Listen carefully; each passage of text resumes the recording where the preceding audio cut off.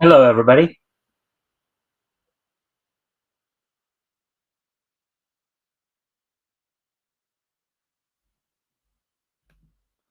And now that we made sure of that, all right. So, um, tonight we got quite a bit going on, but as we wait for more people to show up, I'm going to step away from the computer for a quick moment here to take care of some stuff. While I'm gone, I'll put some music on for you guys. Um, so I'll be right back.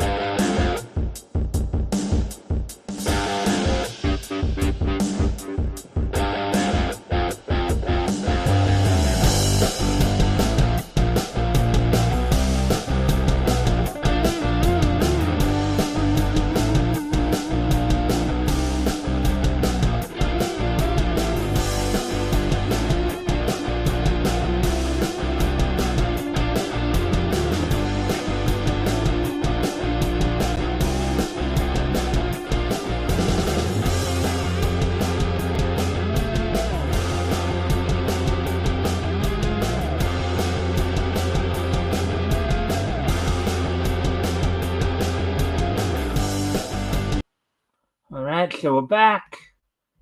Um, so I hope everybody's had a good weekend. Hope some of you caught last night's show. We had a couple of good conversations going on. I about a new AI generator from Gab, as well as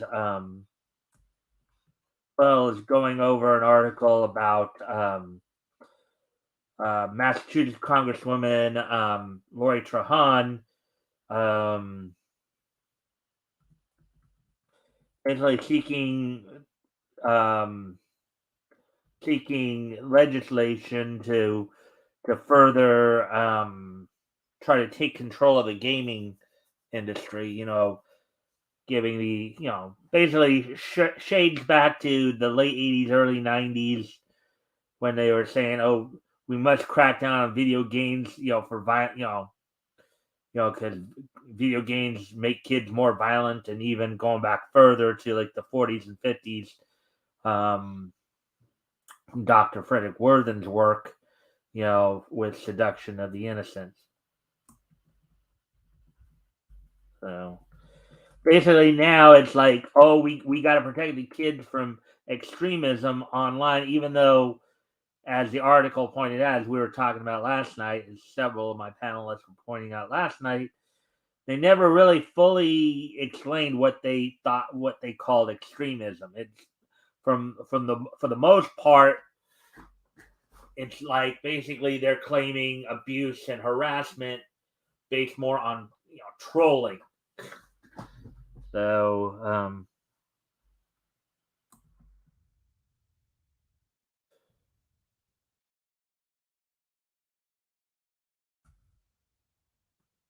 you know, as metal would point out several times throughout our conversation. Yeah, the government will sit there and use kids as a ploy to try to get more control. So, oh, we have to do it for the children. That's the code that they use in order to try to take your rights away from you. Because everybody wants to help children. It's just people have different ways of figuring out how to help children.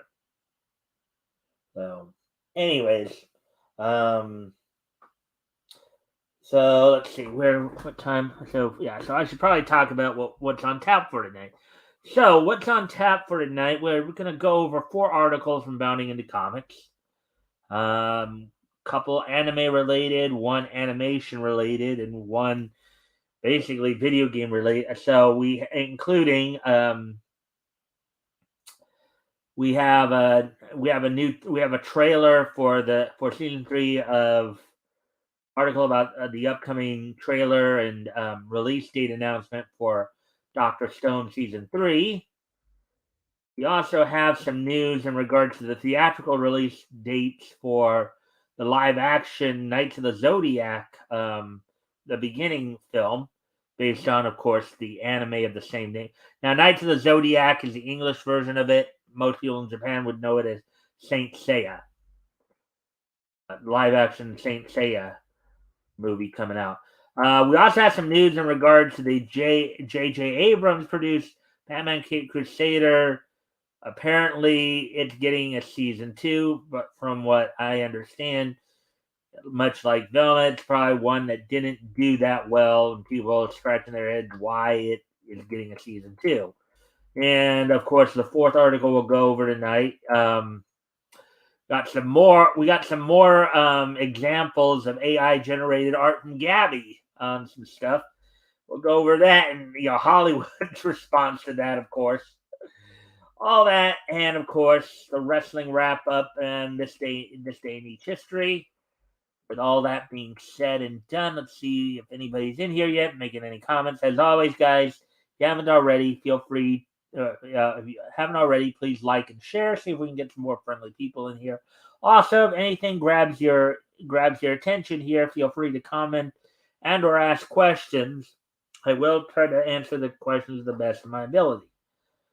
With all that being said, why don't we go now that we're past we're actually at about 6.5 minutes now, so why don't we go ahead and get started here then? And hopefully we'll have people join in on the conversation soon enough here. So here's the first article we're going to go over here.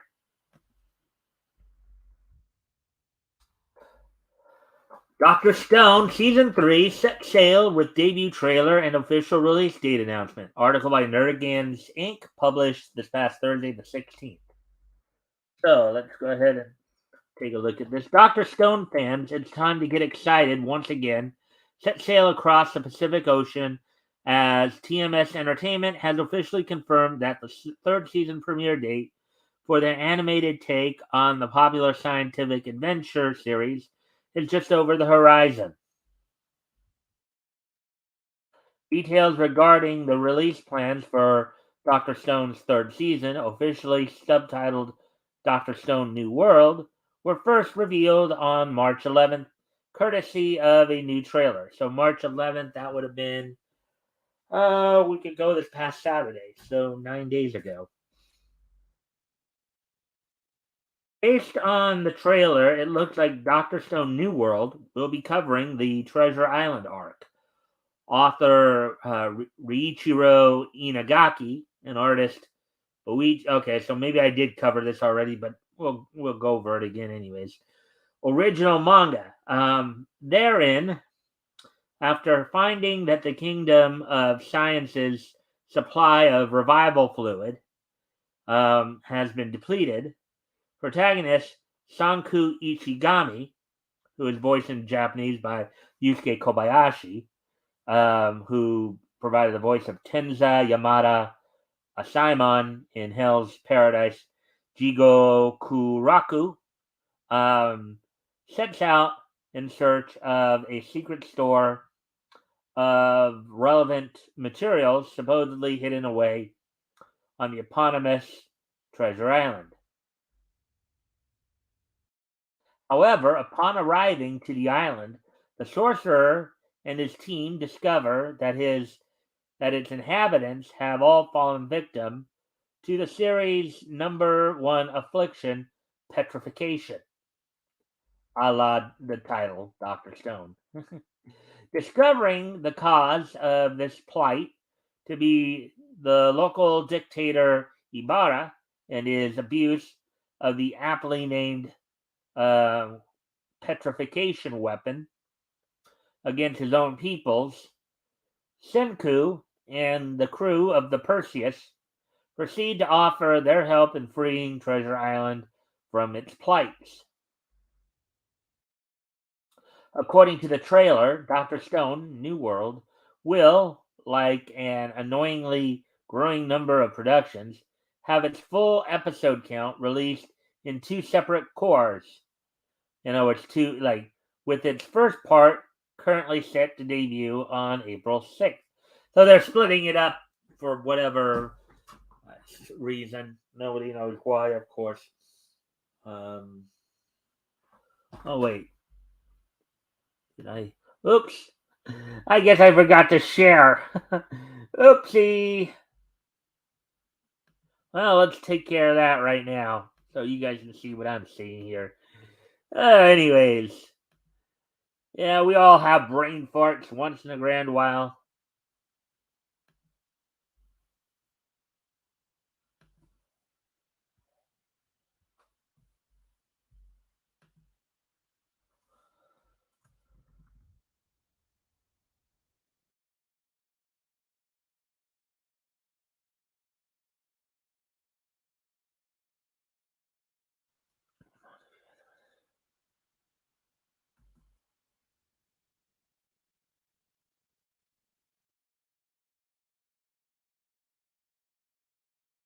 Let me see if I can gather up some.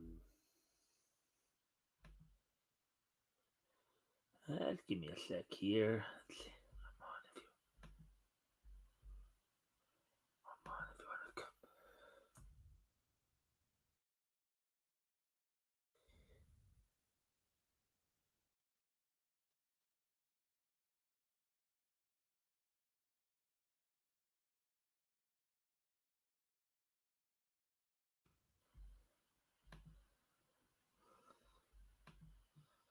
Let's see.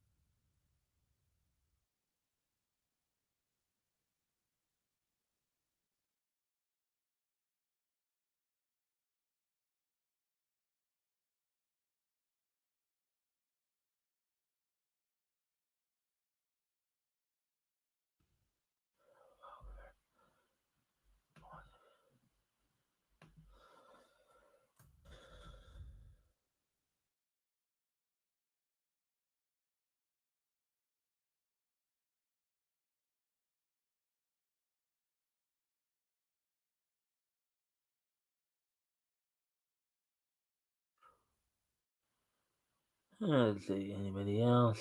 No one.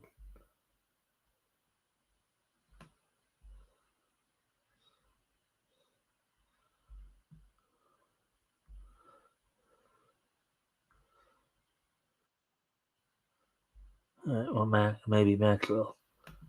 And then,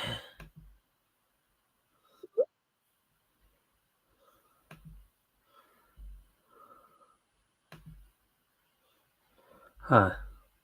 Oh, he retracted his message. All right. So, with all that being said, let's see. What's your favorite Mookies and? I have no idea, Jason. I have no idea what Mookies and Jukies are, so couldn't really tell you what my favorite ones are because I have no clue what those are. Anyways, getting back to the article here. Now that I've kind of gone out and try to see if I can start some viewership. Let's see now. Where are we? For English-speaking fans, same-day simulcast and a dub of Senku's newest journey will both be provided by Crunchyroll. The former starting on the same day as the Japanese broadcast, the latter beginning 2 weeks later on April 20th. There we go with that one. Um, oh, now let's go. And I think I now do remember. I think I did do that one the other day, but didn't even realize that I did. So, anyways, as we now get ready to get to the next article.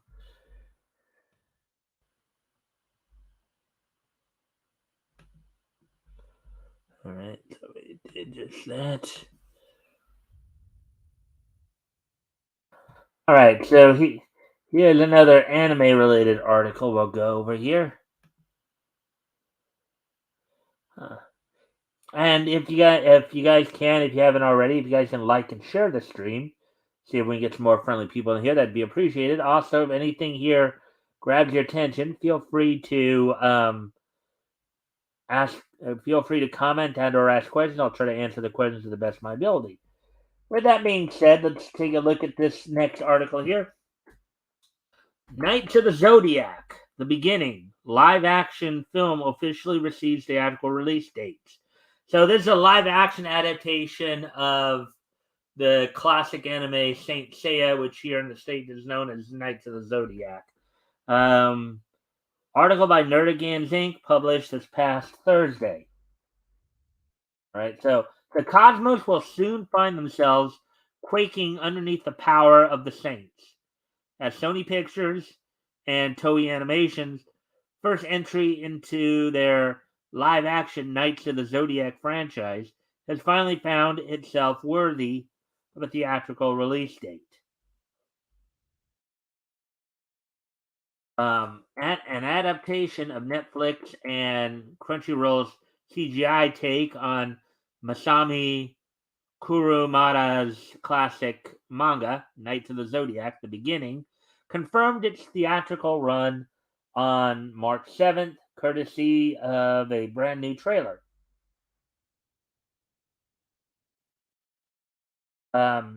Though comprised primarily of shots previously shown in its first preview, the film's latest trailer does see a new spotlight being shown on the Saints and their armor's respective powers, ultimately ending with a shot paying homage to Pegasus Seiya and Phoenix Nero's classic fight.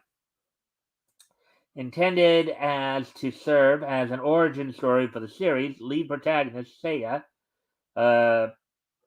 played in the live action version here by Makenyu, who was also involved in Netflix's live action One Piece. Knights of the Zodiac, The Beginning, is currently planned as the first of 6 movies in a live action Saint Seiya franchise. Interesting. So, so if the movie does badly, they're still probably contractually obligated to do the other 5, I guess. Maybe not. I don't know, but anyways, continuing on with the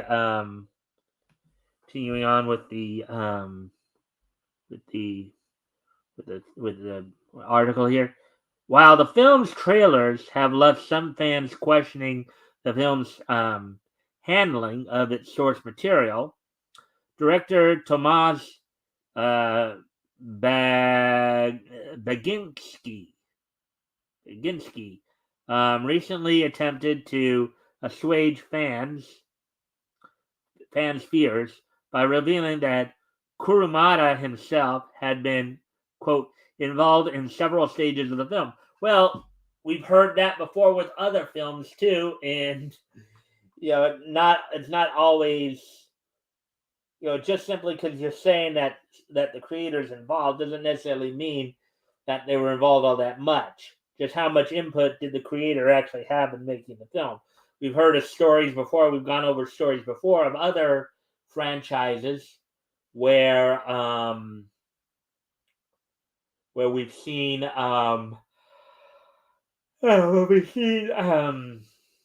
like I think One Piece might have been one of them. Where the creators were not always on board. Let's see. Cowboy Bebop was another one, where the original creators of the source material were not on board with what the creative teams for these productions did. We've seen that already. So just simply because you say that they were involved doesn't mean that they were involved all that much. So,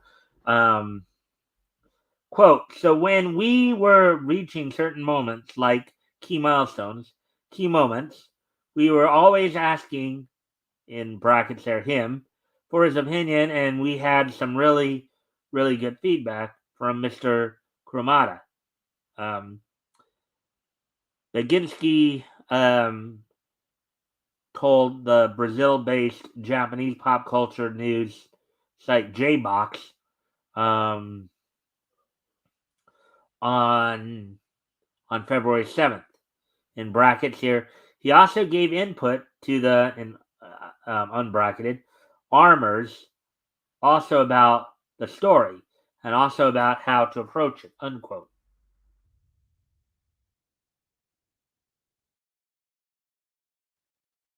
But did they take his suggestions to heart? That's the main question. Quote. But yeah, we were having some consultations with the author. He'd seen the movie. He had some notes. Unquote. He added.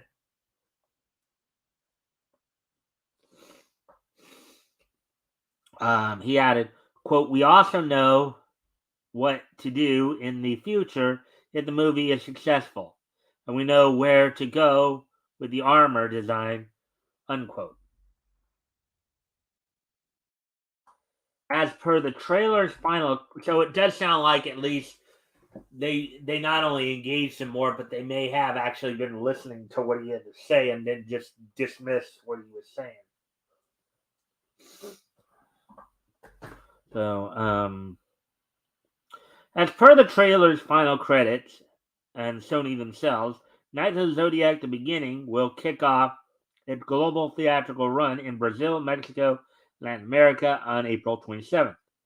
The film will then hit Japan April 28th before Sony Pictures Stage 6 Films finally brings it stateside on May 12th. So it's kind of funny. This is a film that is based on a Japanese anime, and it's actually premiering first outside of Japan.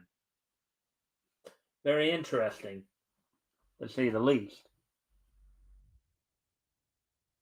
And there we go with that one. So I am gonna need to step away from the computer for a moment here, but I will be right back. It's going to take care of something real quick here. Let me see. First off, let me just get all the okay. So there, there. Set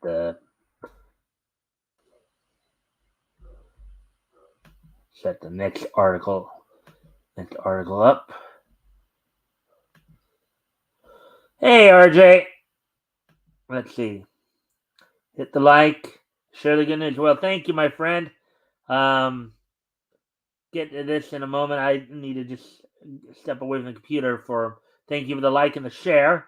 But if anything here as we talk about grabs your attention, feel free to comment and or ask questions. And I will try to answer the questions to the best of my ability. Anyways, I do need to step away from the computer. Quick moment.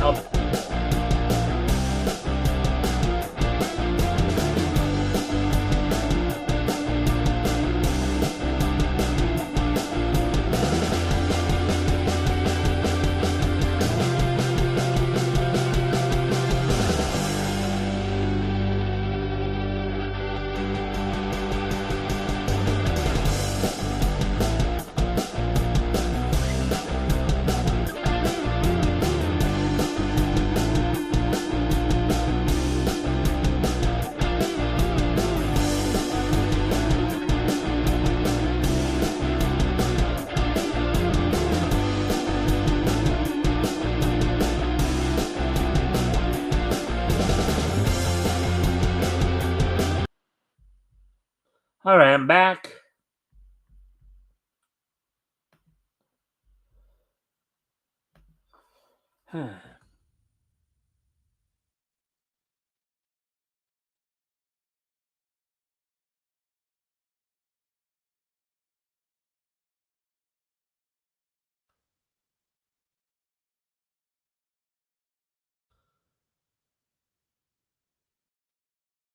All right, so with that, let's go ahead and get into this next article then. Let's see, where are we at on time? Wow, 24 minutes. Going through a lot of this stuff quickly of late. Anyways.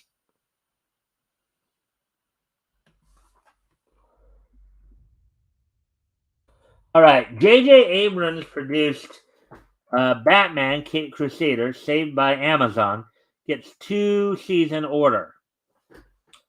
Article by J.D. Augustine, published this past Friday the 17th. All right, so let's take a look at this then.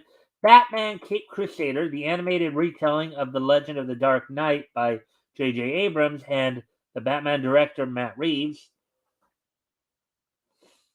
has survived its stint in limbo. Knocked from its reserved seat on HBO Max by CEO David Zaslav after Discovery had a look at Warner's books. The nascent series found a new home in prime real estate. A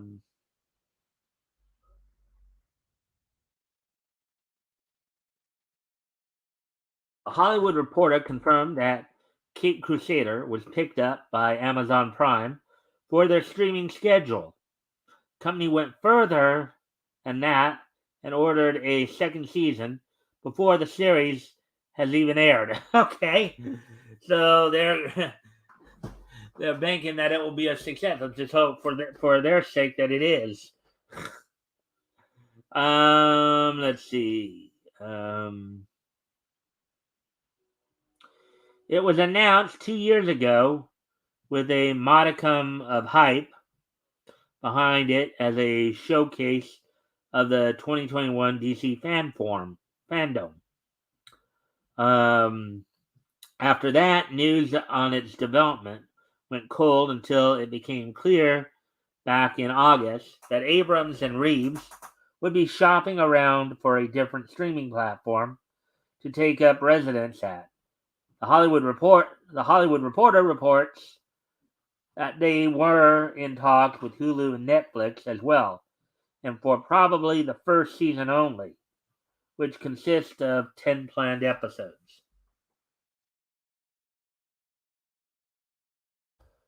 Let's see. Let's see. See if anybody's saying anything this far. Nope. I guess.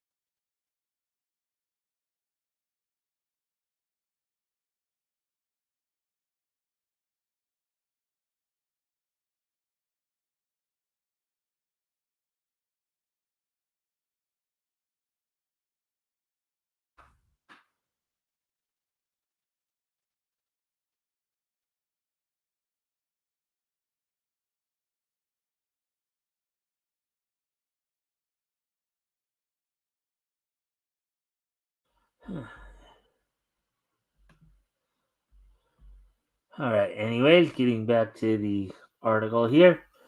Captain America writer Ed Brubaker is on board and is said to be in charge of the writer's room to a degree, which means he had some pull.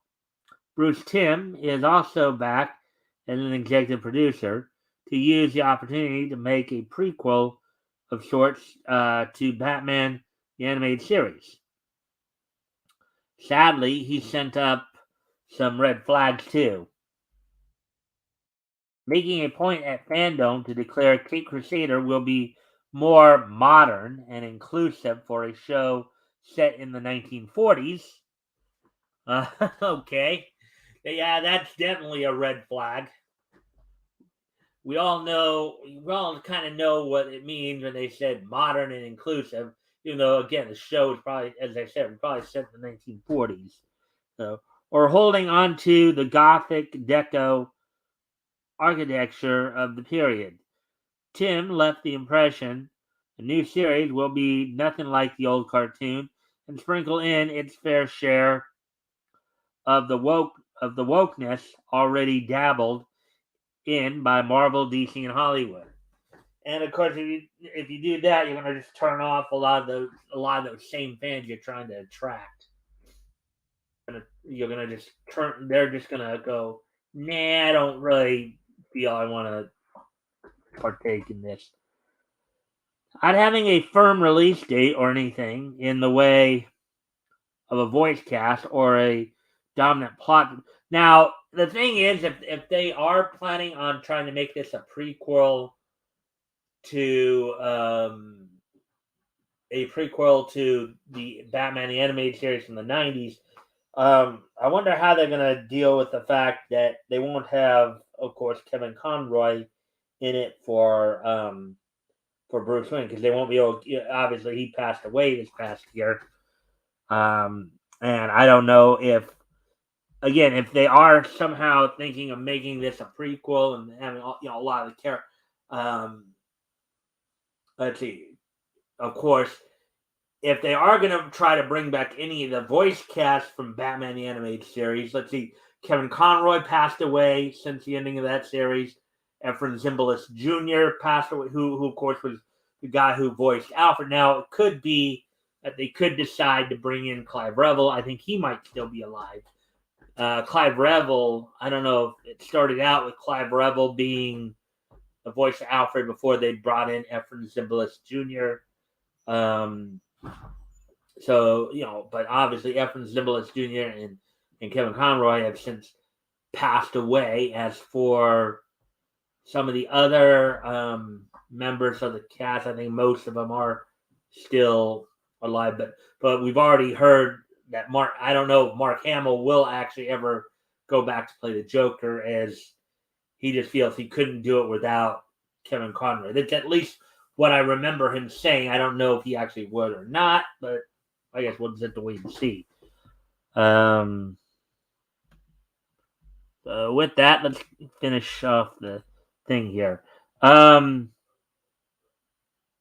see. Let's see.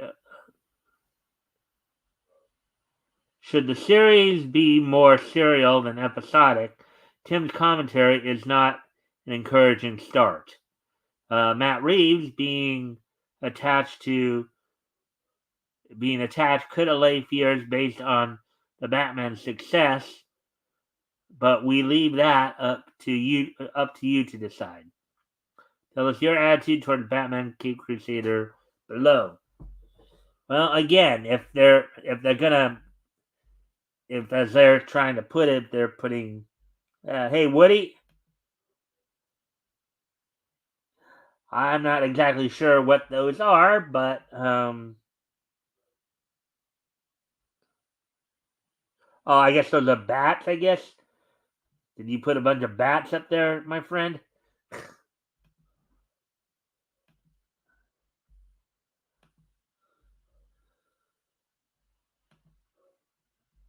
But as I was just saying, though, if their intent is to indeed make this quote unquote modern and inclusive, and if they are trying to attract the fans of the show from back in the '90s, they're going to probably end up falling flat on their face, because a lot of those fans are not into this whole woke baloney. You know, I think that's been made clear these last couple of years. Trying to shove wokeness down everybody's throat is not a huge turn on for a lot of people. So, anyways, that's all we had to say on that one, I guess. Let's see, where are we at on time now? 34 minutes. Whoa. And let's see, Woody, you said, let's see what you have to say here. They are bad emojis on my Android phone, but they could be anything somewhere else. Yeah.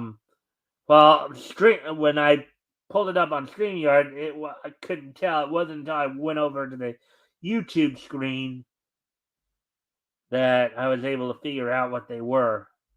So, anyways, ready to move on to what was going to be the last article of the night here.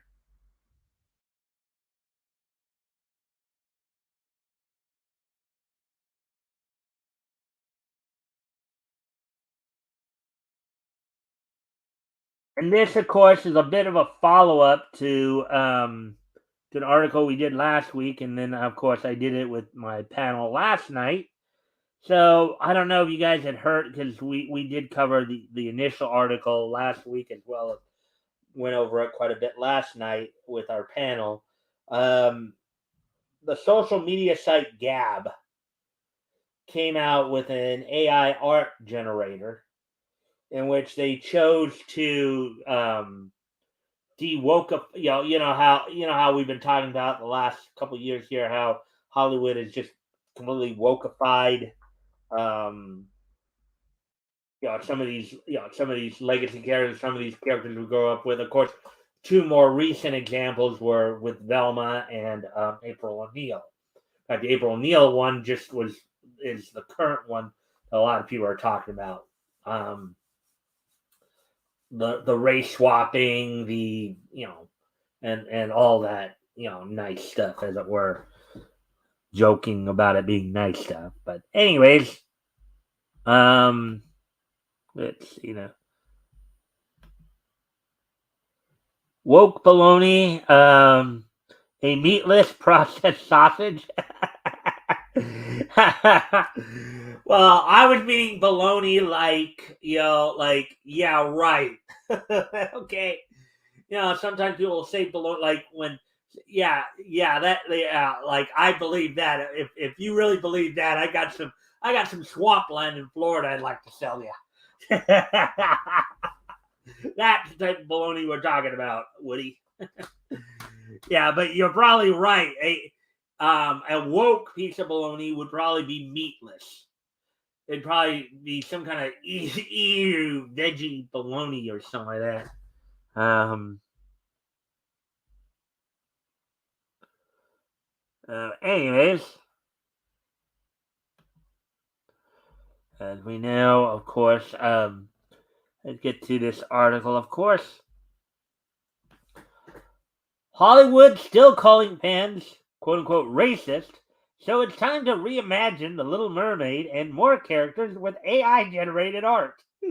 Article by Paul Hare, um, published earlier today. Of course, I guess Hollywood didn't take too kindly to Gab coming up with Gabby. Now they're saying, well, if you're for Gabby, then you're a racist. Well, no, you're a bunch of buffoons, Hollywood. You're a bunch of buffoons. Hollywood continues calling everyday Americans "quote unquote" racist for refusing to lap up the "quote unquote" reimagined um, characters and other garbage it keeps serving up. And in the spirit of embracing the conflict, it demands to have, yeah, that's a good way of putting it there, dude. Let's see, who wrote this article again? Paul Hare. Okay, uh, good way of putting it there, Paul. Good way of putting it. Let's see. It's time again to use AI generated art to reimagine The Little Mermaid and other characters that Hollywood has reimagined. And hopefully, the reimagining done today will infuriate our moral superiors more than ever. Yeah, I think Hollywood thinks that the Walk of Fame is laced with gold, but I think it's laced with another substance, something that has quite more of a stench, if you get what I mean. And it's obviously something you don't want to get on the bottom of your shoes. So hint, hint.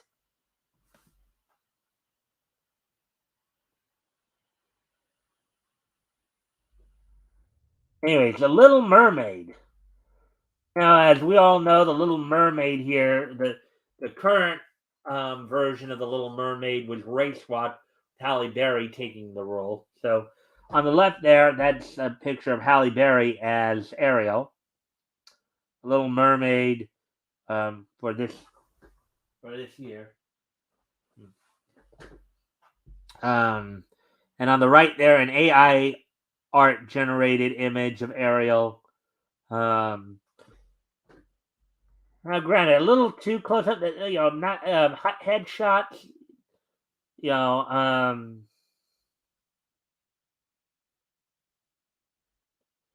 yeah.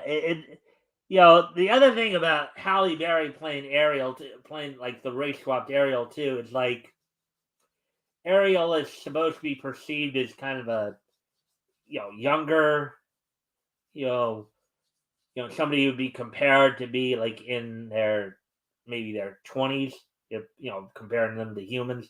And we know that mermaids age. First off, they live a lot longer. They age probably a lot slower than humans. But I think Halle Berry might be at the youngest, maybe her late 40s, like maybe like around my age. You know, but you know likely could be even older. But the one on the right there, somewhat of a mature look for Ariel. All right, so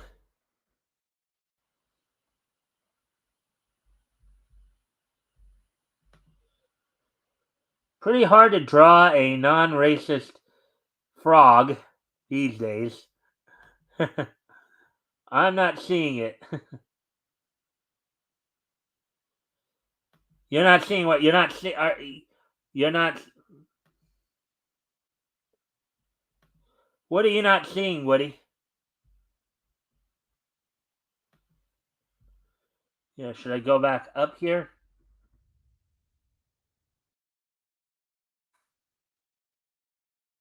You missed the. Woody, what aren't you seeing?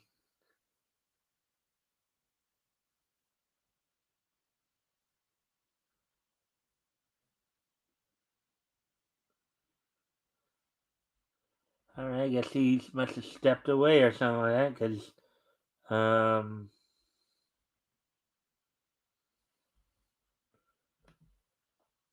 just waiting to see if he was gonna take something, but I guess not. So we'll continue on with the article here then.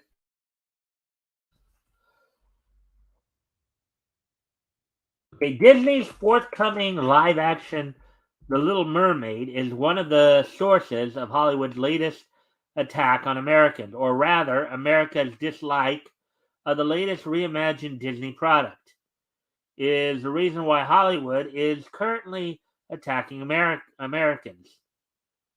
Yeah, basically, again, with the whole, well, if you don't like this reimagining, then you're an ist or a phobe, right?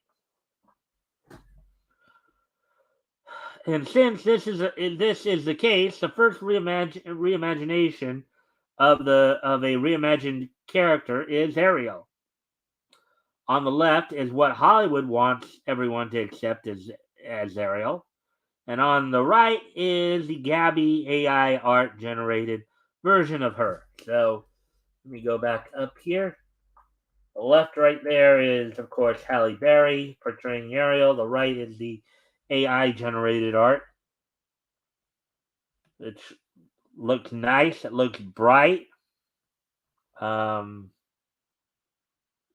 you know, um, I think it'd be very hard to say if you know. I mean, I think the one on the right probably does look better. And then I was also noticing this too as I was looking at right here. You got a little there's a little mark or mole or whatever on just above Halle Berry's left eye there. So that's interesting to see.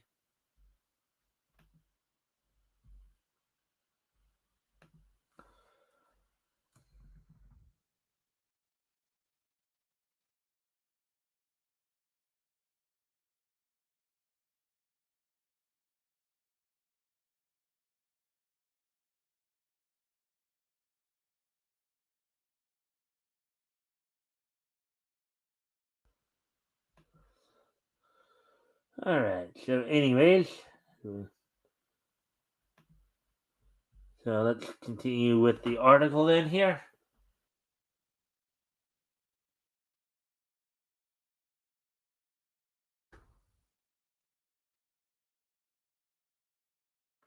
Okay.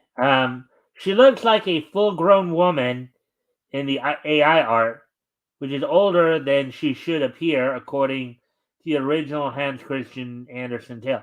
Yeah, that's what I had pointed out too. I think she's supposed to be younger. You know, um, you know, I was thinking 20s, but some people might even say even younger than that. Maybe like would be the equivalent of a teen or adolescent. Um, let's see. Still, it's clear that she's much closer to what Anderson had in mind than woke Ariel.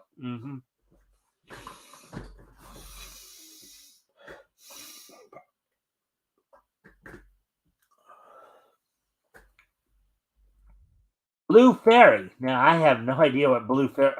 Oh God! Oh God! What's that on the left? Actress Cynthia Erivo as the Blue Fairy in Pinocchio, and an AI art generated image of the Blue Fairy. Well, now what these people have to understand too, this is the thing about Hollywood. Some of these stories that are based on an older time, like Ariel, the Little Mermaid, Blue Fairy here, Tinkerbell. That first off, they're based in European lore. First off, you don't have a lot of like non-whites in Europe in medieval times. Okay, um, medieval settings, everybody is white. That's not whitewashing. That's um, trying. I think in this case they're trying to force the reverse of what they're accusing everybody of doing here. I think in this case they're trying to dark wash everything in settings that aren't really where it's not really appropriate.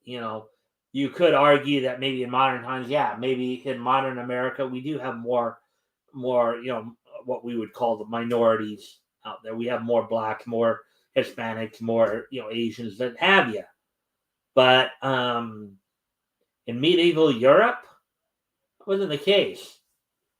You didn't have such wide ranging travel either. So anyways,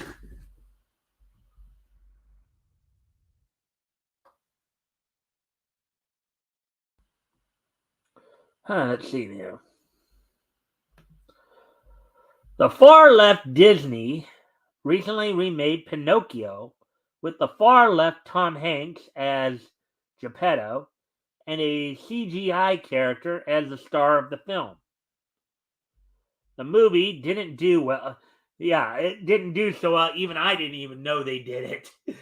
I didn't even know they did it. Quite honestly, this is the first I've heard them doing a new Pinocchio film. So,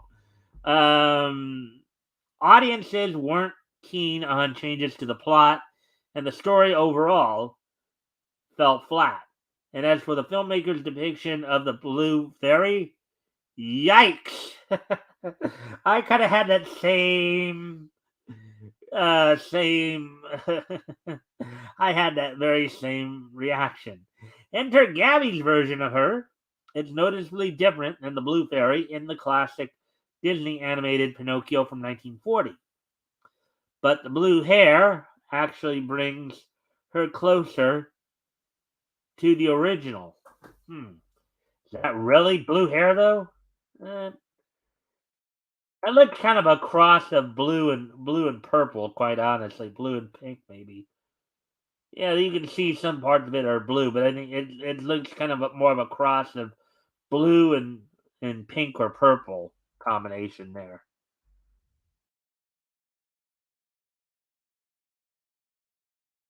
So, anyways, after this, that's right. Before blue hair SJWs were a thing, the fairy with turquoise hair, okay, that might be a better way of putting it, helped guide a wooden puppet into becoming a real boy. Snow White.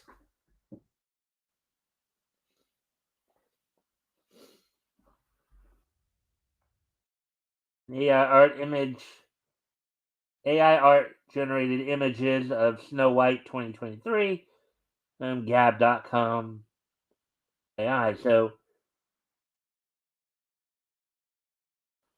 there you go. There's a couple of AI generated of Snow White. So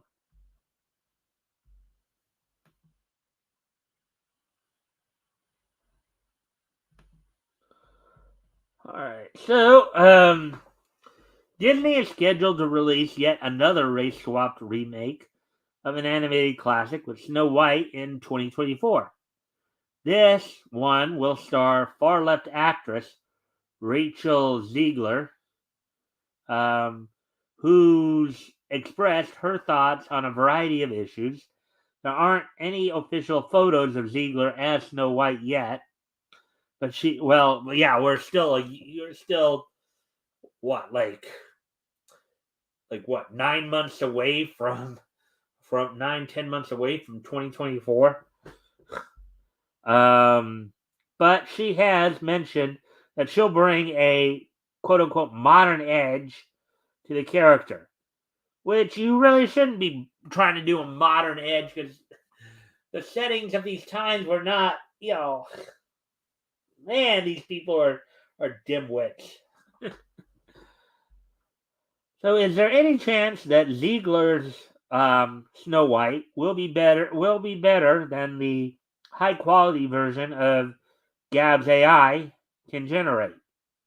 Possibly, at least when it comes to how Snow White looks, unless they totally just go and just utterly destroy it,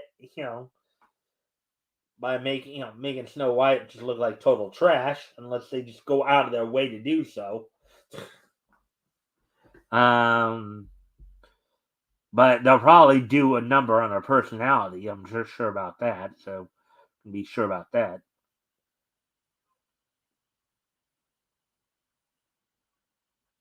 But will the film be any good? Of course not. Hollywood no longer is capable of producing quality works. Hollywood despises normal Americans, and its products reflect that. Paul's got some very interesting Tarzan.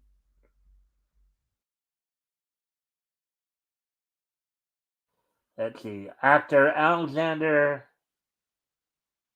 Skargard as Tarzan in The Legend of Tarzan from 2016, and AI art generated image of Tarzan 2023. So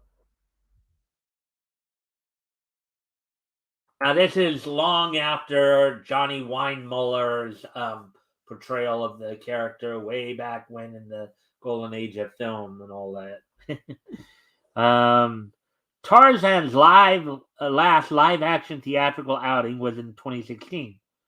The physical look of the character was fine, but as one IMDb review put it, the movie features characters that, quote, are starkly one dimensional, dumb, fascist, colonial, bullying white people versus brave defending their land natives, unquote.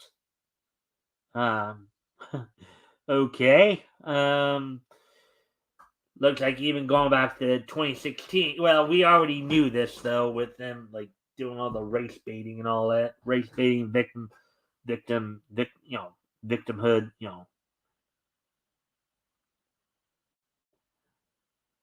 Future versions aren't going to be any better, with Sony Pictures, quote, seeking to do a, quote, total reinvention of the character intellectual property. Yeah, I wonder, unquote. Yeah, I wonder how the the Burroughs family feels about all this, about what they'd be trying to do with Tarzan, because it's like I don't know if they'd take too kindly to them like just totally junking Edgar's work for wokeness sake. But I guess we'll just have to wait and see. Let's see. Tex Avery already did a race swapped Snow White. Oh, I didn't know that. Yeah, I don't remember that. Um, yeah, Tex Avery, who is of course known for a lot of his work, primarily with MGM, but I know he did some work for Warner Brothers too. Johnny Weissmuller, yeah,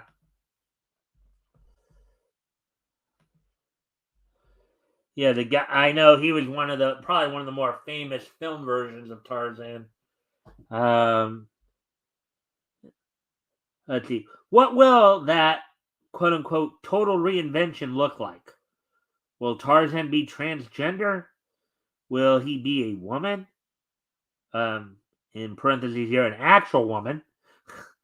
Or will he go the way of the MCU and become a secondary character in his own movie?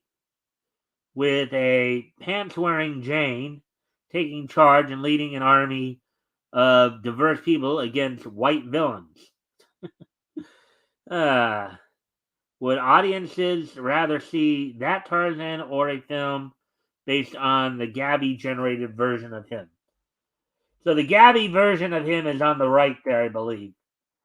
Look at that. Look at how Gabby did him right there. All like stocked and real strong, like, you know.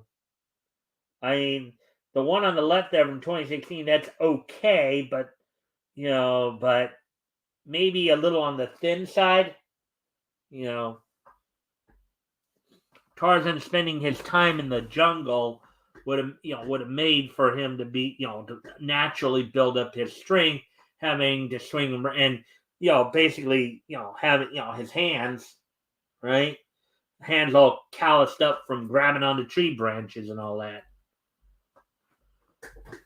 So, anyways, let's move on to Conan the Barbarian. Look at this, another example of the reimagined one looks pretty good. Just says the reimagined. So, actor Jason Momoa as Conan and Conan the Barbarian in 2011, an AI generated image of Conan 2023.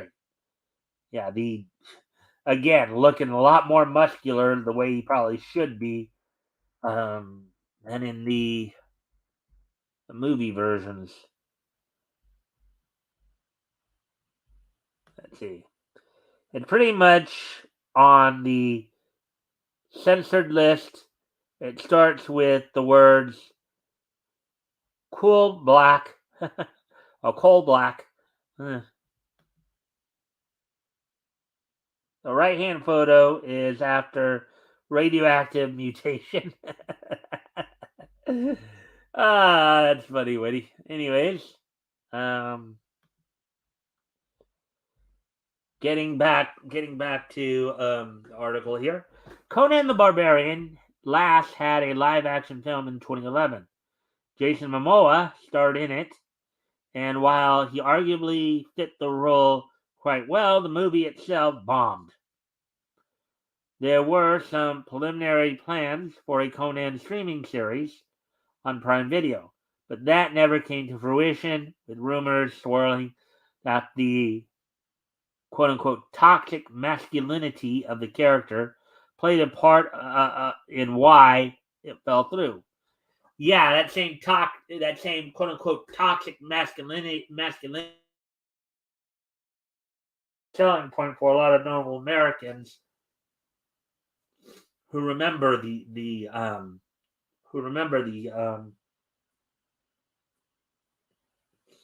character.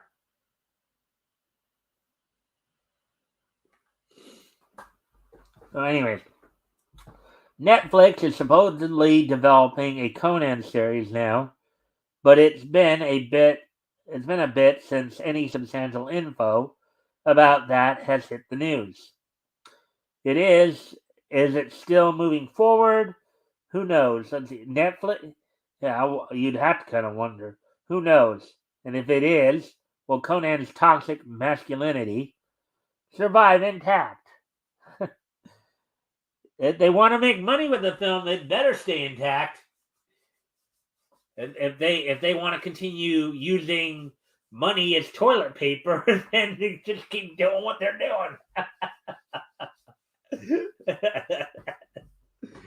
Because that's exactly with all this woke stuff. That's exactly what they're doing. They're just taking money, good money, and using it as toilet paper. Anyways, continuing on with the let's see.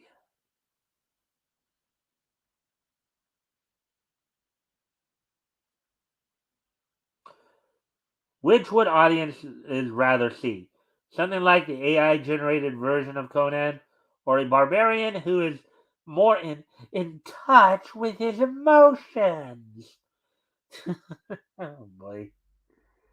Anyway, Robin Hood. Two pictures don't look all that. Oh, an AI art. Oh, that's why they don't look that different. Um, I guess they're both AI art.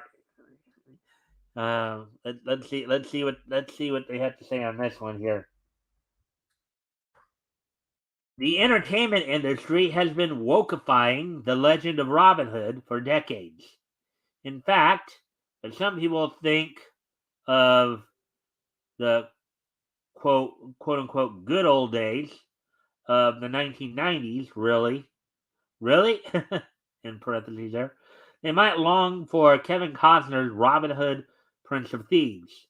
But that was actually woke, so much so that even the New York Times called it, quote, a big, long, joyless reconstruction of the Robin Hood legend that comes out firmly for civil rights, feminism, religious freedom, and economic opportunity for all. I didn't actually watch it, so I couldn't tell you too much about it. But anyways, so news that a series with a quote black female Gen Gen Zer, I guess, as Robin Hood is on the horizon should surprise no one. Hard to think there will be a huge audience for that. Regardless, the adventures of Robin Hood from 1938 and the story of Robin Hood and his merry men, 1952, remain the gold standard of Robin Hood movies. Now, if I remember correctly, I don't know if at least one of those or both were starred Errol Flynn. Hmm. Was it just the one? Was it just the one or was it both? Starred Errol, because I know Errol Flynn was the guy who was synonymous with being Robin Hood in the film. So I'm gonna check something here.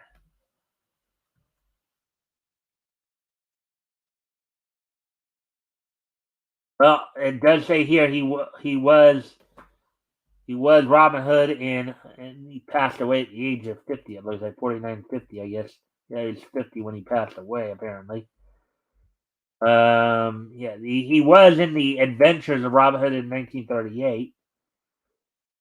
I wonder if he was also in the of Robin Hood and his Merry Men in 1952. Just looking that up real quick here on IMDb.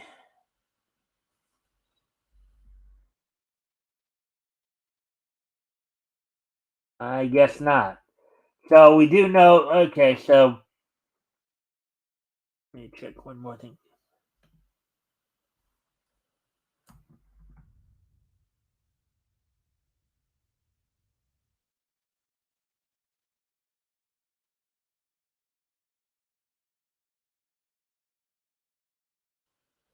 Oh,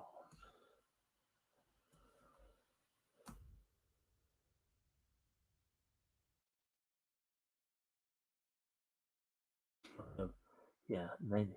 Okay, okay, yeah. So Errol Flynn was in. So Walt Disney's story of Robin Hood and his married men and his merry men that starred Richard Todd as Robin Hood. Okay, so Errol Flynn was in The Adventures of Robin Hood back in 1938.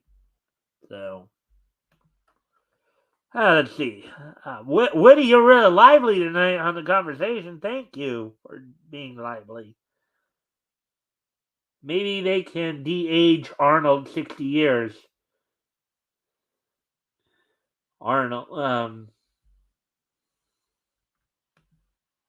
You mean Arnold Schwarzenegger? The Genzer, I like it. Genzer, I like it. Yeah. Uh, that's how I pronounce it. But then I realized what they were actually. It's Gen Zer, but Gen. Yeah. Anyways, all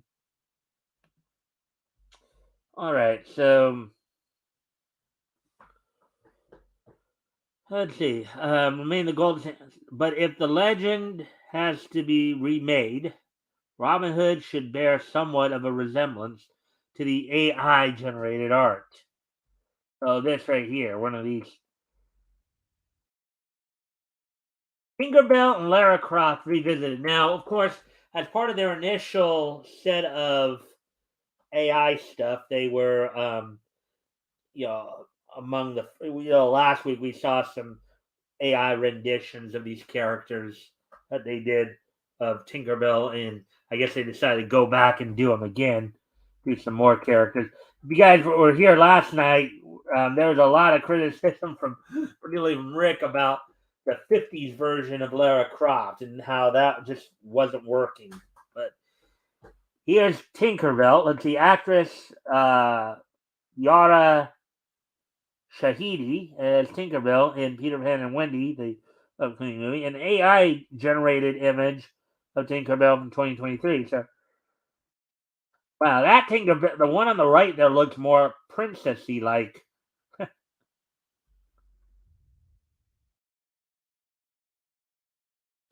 In the previous post here at Bounding into Comics, see the above link, Gabby generated art turned out some great versions of Tinkerbell in illustrated form. But now we have a photorealistic version.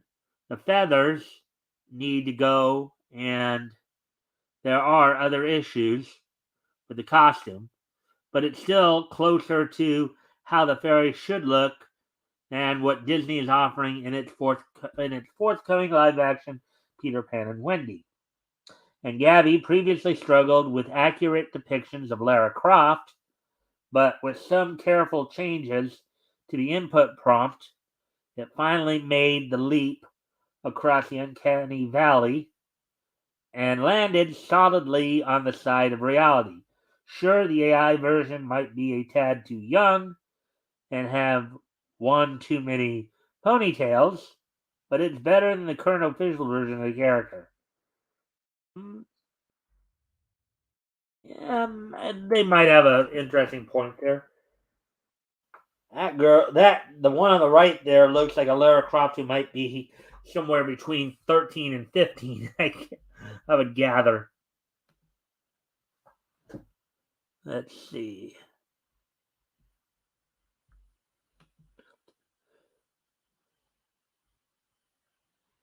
2 ounce baby boomers. Um, Baby boomers. Arnold really is Conan. Like Adam West. Yeah. I get what you're saying. I didn't realize. It took me a sec to realize you were talking about Arnold Schwarzenegger as Conan. Um. So the guys doing this with the AI art at AI art gab at gab. Yeah. I think that's kind of what that's what he's. I think that's what the writer of the article is doing. I don't know who's exactly doing this, if he's doing it or somebody else is doing it, and he's just reporting on it. But that's, I think, the general consensus there. But if you have a Gab account, you can go there too and use the AI art generator to do this if you if you want to. I think that's the whole point. Let's see. Screenshot of Lara Croft in Rise of the Tomb Raider from 2018 and an AI generated image of Lara Croft 2023, Square Enix. All right. Hollywood will continue calling fans racist, quote unquote, for rejecting its reimagined characters and other garbage. Simply loathes America and can never be reformed. Might as well make the most of it by having fun through pushing back against it. Yeah, I would pretty much agree with that. Probably what needs to be done. Um, Anyways, I do need to step away from the computer one more time. I'll be right back. When I come back, of course, we'll get into the wrestling wrap up. We got some news, with WWE, with WrestleMania coming in just under 3 weeks now, or actually, in fact, just under 2 weeks. Actually, just under 2 weeks here to WrestleMania. Some AEW news, and of course, Impact this Friday has its Sacrifice pay per view. So, but anyways, I need to step away from the computer for a moment. I'll be right back. So I'll put some music on for you guys to enjoy.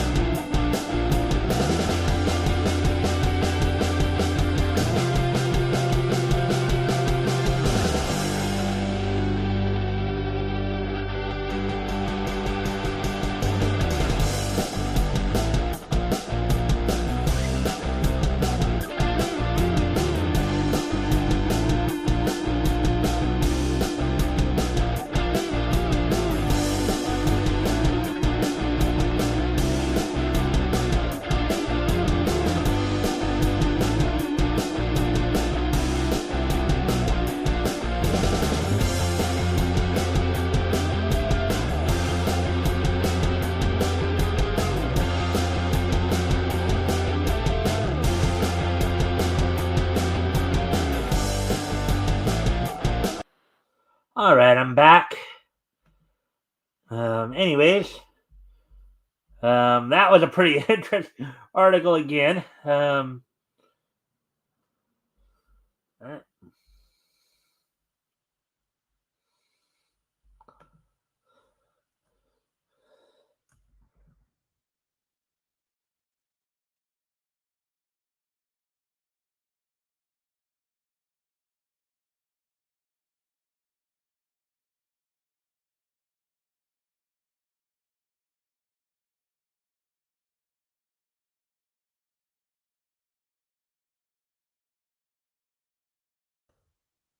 Right. So with that, let's see.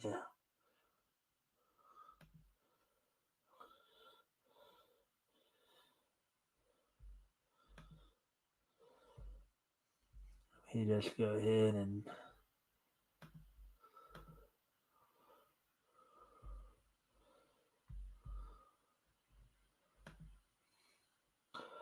All right, so we do have some wrestling news to kind of go over here. So right now, one of the things that seems to be up in the air at the moment in for WrestleMania is whether or not the Bray Wyatt Bobby Lashley match will still be going on. So there's some questions as there's a couple stories out there, either that Wyatt is nursing an injury of some type, finger injury possibly, or that he's possibly has walked out on the WWE over creative issues. But as of now, it still seems like the match is on, but there's a lot of stuff really going on. No, match hasn't been canceled. We're like, as I said, we're just under 2 weeks away from the event. So there's also been some there's also some talk right now that they might be splitting up the unified titles again, having one title for SmackDown, one title for Raw. Splitting up the WWE and Universal titles again. Personally, I think instead of just simply splitting up the titles, you should just consolidate everything and just you know instead of having you should just consolidate the brand split and just have one roster for all shows. Maybe you do trim the excess fat a little bit and get rid of some people, but and there's also is some fear because, as has been the case over the last few years, usually after WrestleMania, usually there are some cutbacks. There's usually some layoffs or people released from their contracts. So we'll be looking at that.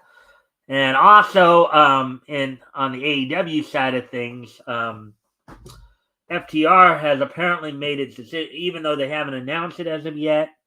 I think, from what I understand, their contract might be up in April here, so we'll be waiting to see what happens with that. There's been some indications that FTR, um, Dax Harwood and Cash Wheeler may be heading back to the WWE. Of course, they were known as the Revival in the WWE until they basically, they start, people started messing with them, and they ended up going and signing with. Some people said they've already signed with AEW and may still be sticking around there, but I guess we'll just be waiting and see what happens there with all that. Um, as the focus has been more on Ring of Honor since they'll be having their Super Card of Honor in just under 2 weeks on the 31st. That's been somewhat more the focus of late. Y'all probably saw what happened. Let's see. And then, of course, there was the House Rules tour started up on this past Saturday. So, and then you have this week's Dynamite and Rampage happening from Independence, Missouri. Of course, they'll be taping both shows along with along with the Elevation tapings. On this Wednesday's Dynamite, there's a number of matches signed for this Wednesday, including in a no disqualification match. Hook will be taking on Stokely Hathaway. This has been happening. That's been setting up over the last. Let's see. Kenny Omega will be taking on El Hijo del Vikingo, the son of the Viking, basically. For the AEW World Tag Team titles, The Guns defend against Top Flight. The Gunn brothers taking on the Martin brothers. John Moxley takes on Stu Grayson one-on-one. Tony Storm with the other two members of the Outcast in her corner taking on Sky Blue. You had the Butcher and the Blade with Kip Sabian taking on Orange Cassidy, Darby Allin, and the mystery opponent. So that's coming up this Wednesday on Dynamite from the Cable Dahmer Center in Independence, Missouri. This Friday also is the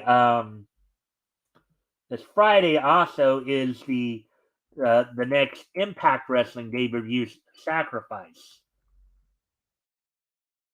As Impact is going to be busy over the next few weeks here,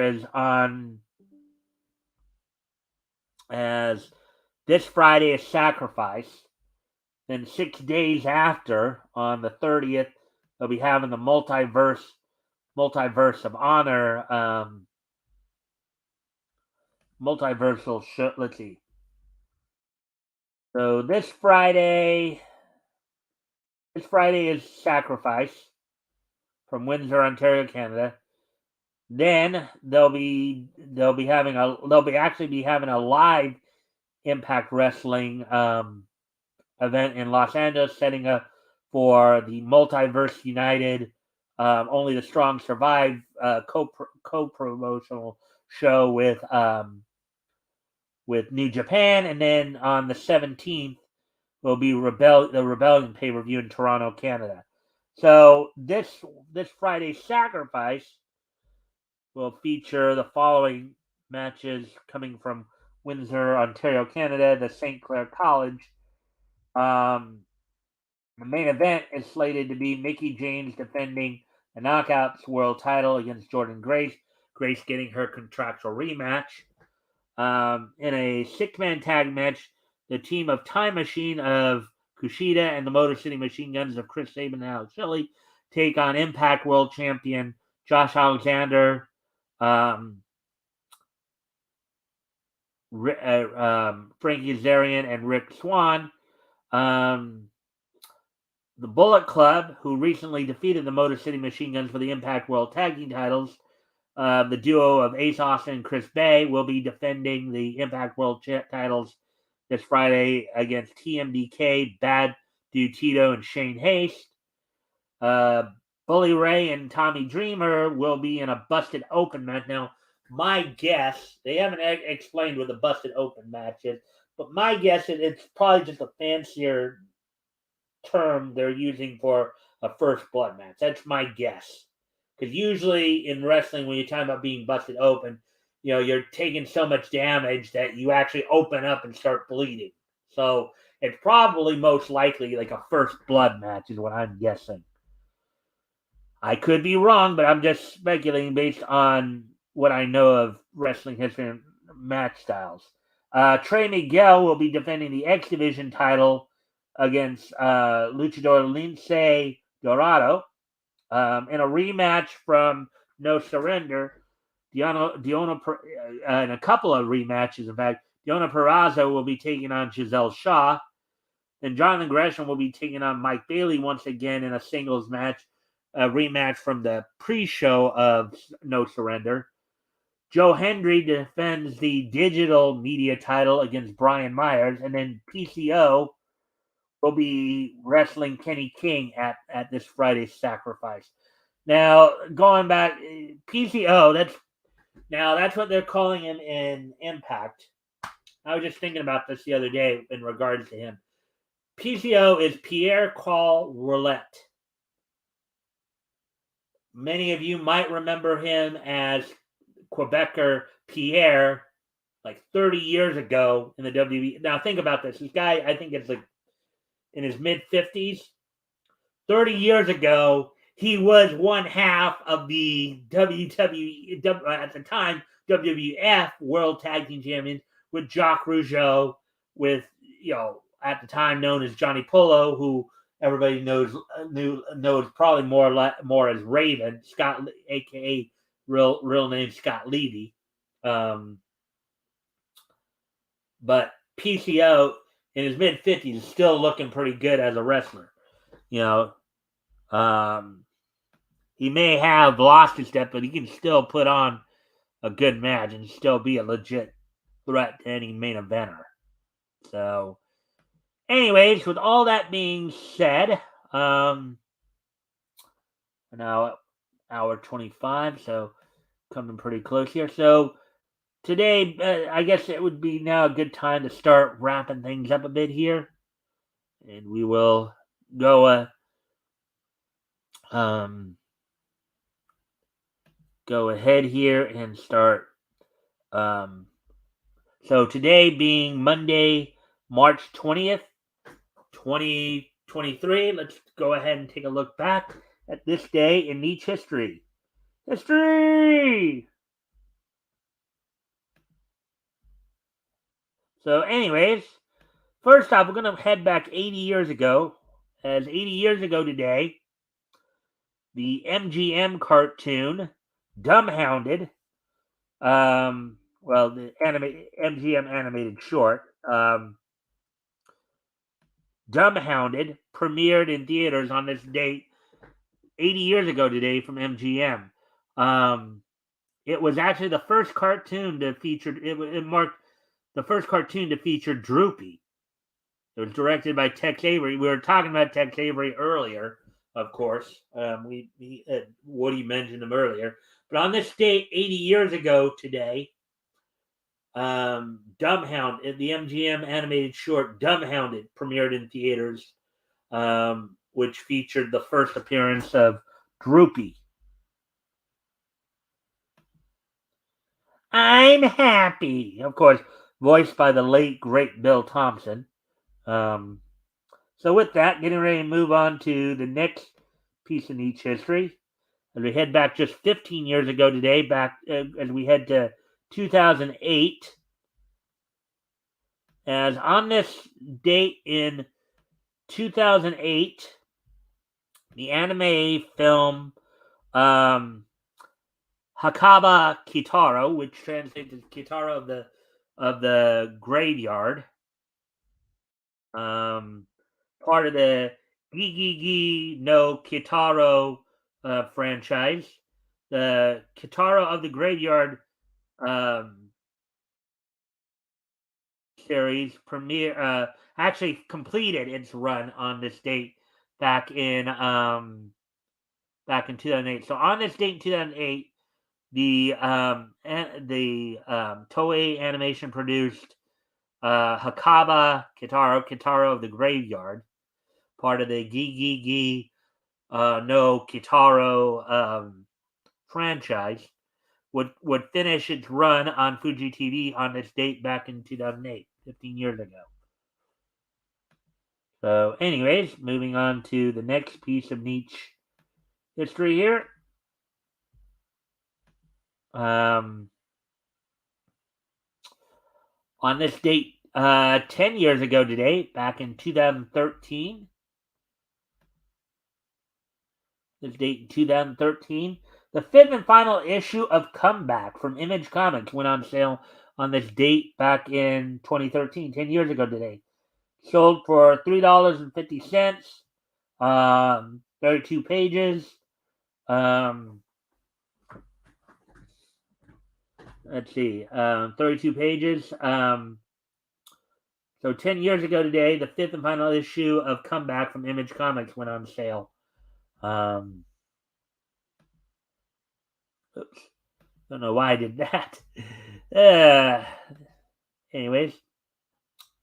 And finally,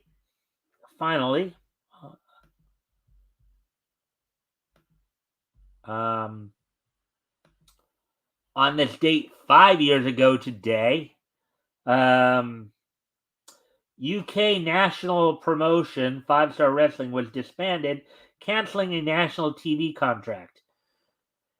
So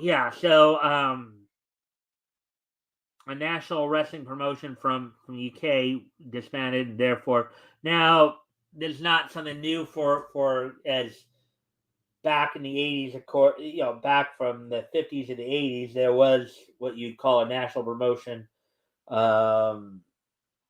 where they had a show that would be on their World of Sport program, which would basically be British's version of Wide World of Sport. But on their version, of course, they would often have, an hour or two of pro wrestling, on there. They even had some very famous episodes during, the World Cup of certain years that would feature matchups as well at like half times that shows are between games or what have you. So with that, so 5 years ago today, UK national promotion 5 Star Wrestling was disbanded, canceling a national TV. So with that, I thank everybody for being here. I hope everybody had fun and found the articles interesting tonight. So with that, I hope to see everybody back here tomorrow. Bye.